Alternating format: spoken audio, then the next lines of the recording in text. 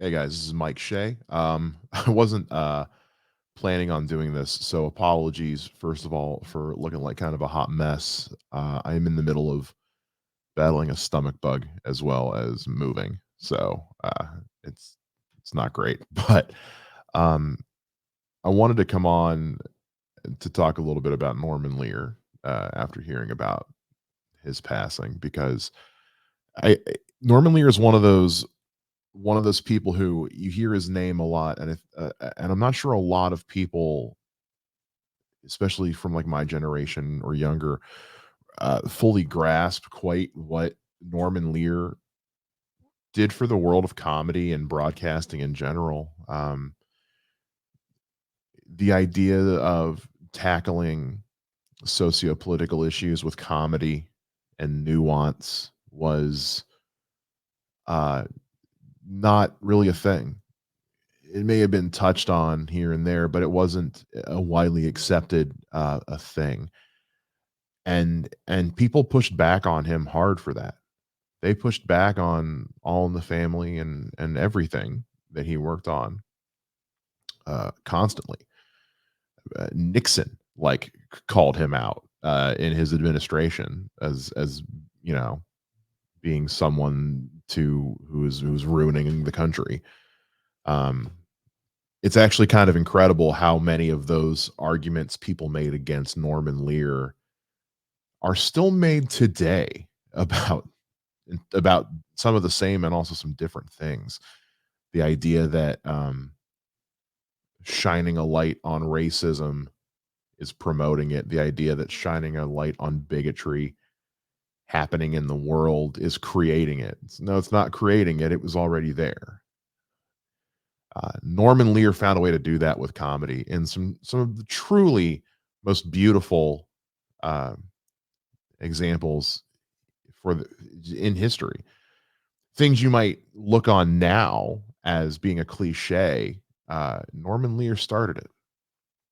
The idea of a crotchety, bigoted old man being trapped in an elevator with a Hispanic couple and an African American man, and the wife of the Hispanic man's wife going into labor right there in an elevator, and just this little pocket ship in a bottle episode where uh, Norman is, Archie Bunker's forced to face kind of just everything at once, and it ends with him hearing this baby cry and tearing up and being proud for this couple who have their first child was a boy.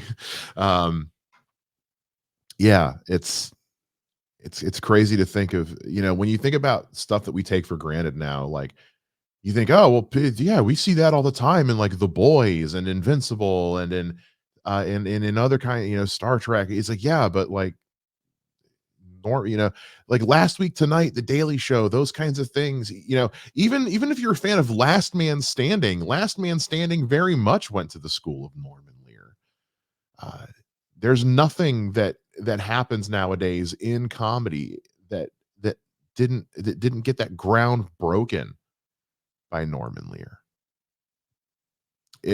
That style of comedy, that thought-provoking style of comedy is what this country thrives on.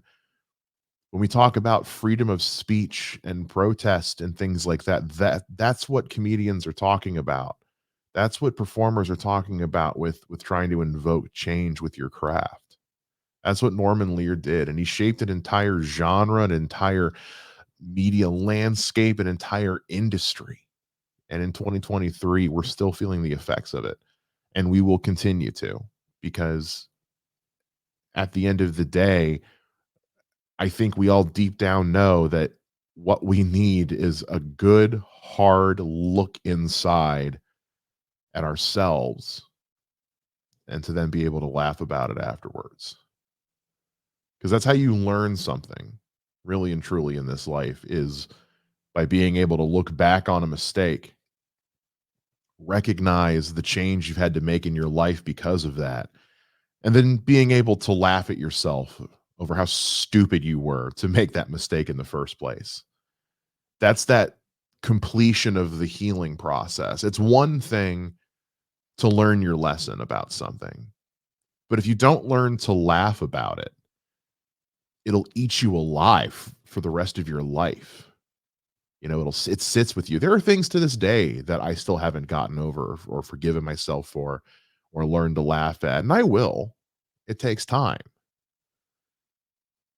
Norman Lear showed us that was okay, that it was okay to laugh at the darker side of life because that's how you heal from it. So, thank you, Norman Lear, for everything, for all the laughs and all the love, all the learning. Thank you for you. Just thank you for being you.